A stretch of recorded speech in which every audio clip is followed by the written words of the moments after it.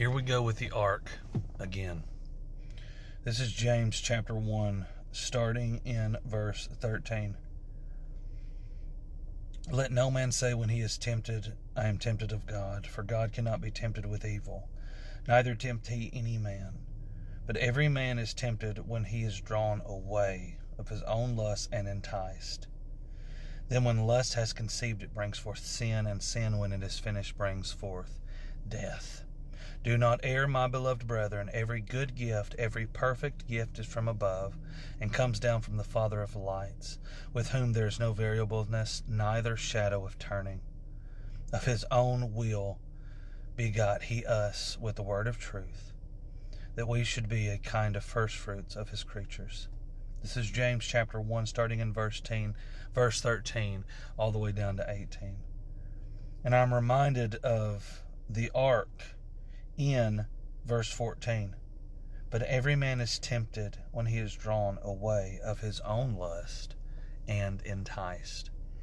It's interesting because yet again I'm reminded of the picture my kid drew the other day. I drew the ark, and then he drew above that God on the side helping someone out of the water. We understand, and now he does more clearly when it comes to the ark, Noah's ark, that only Noah and his family was saved, and the animals that of course was on board. But when we walk outside of the ark of God, or the will of God, we do it of our own doing, and we are enticed in lust. And later on, when lust is conceived, it's conceived into sin, and sin brings forth death.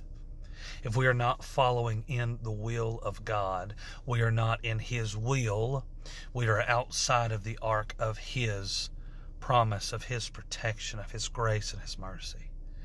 So we have to stay in his will so that we are not in his way. But that's not to say we're perfect, because we know we're not, but thank God for the age of grace that we are currently in. We understand that we fall short every day. We are to pick up our crosses daily and follow him every day. And it's every day that we start to drown because we get off of the will of God, or we get out of the will of God, and we get into our own minds, and we get depressed, we get upset, we get whatever it is that we're dealing with, we get fearful, we get doubtful, whatever. And we get off in our own way, and when we do that, we get outside of the will of God and we start to drown.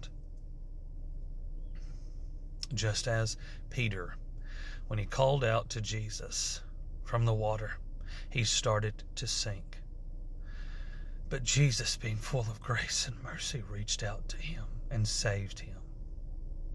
You see, what I believe my kid did, not knowing that he was following the will of God when he drew that,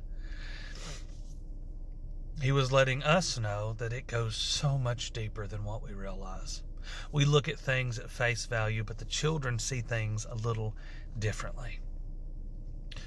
My youngest son knows that God will protect us during the times that we're living in right now, if we'll just call out to him while we're dealing with our struggles, our trials, our tribulations.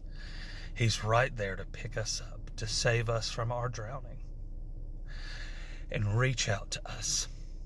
And all we got to do is ask, Father, I've messed up. I've dropped my cross today. I fail you every day. I'm not perfect, but you are, which is why you had to go to the cross to pay for my sin debt, because I couldn't afford it. But you can. And so I'm asking you today, Lord, forgive me for where I failed you, and help me to be a better person in you.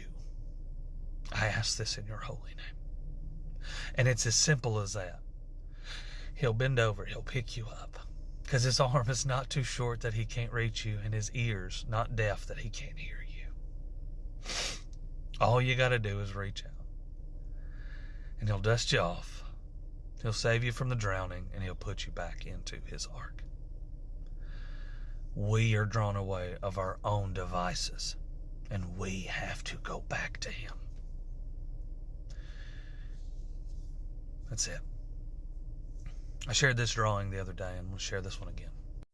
I drew the little ark here, and I put howdy because I thought it was funny. My kid then comes back, and this is God, and he's helping somebody that needs help. And he says, I'm here. You don't die with me. I hear you. You don't die with me.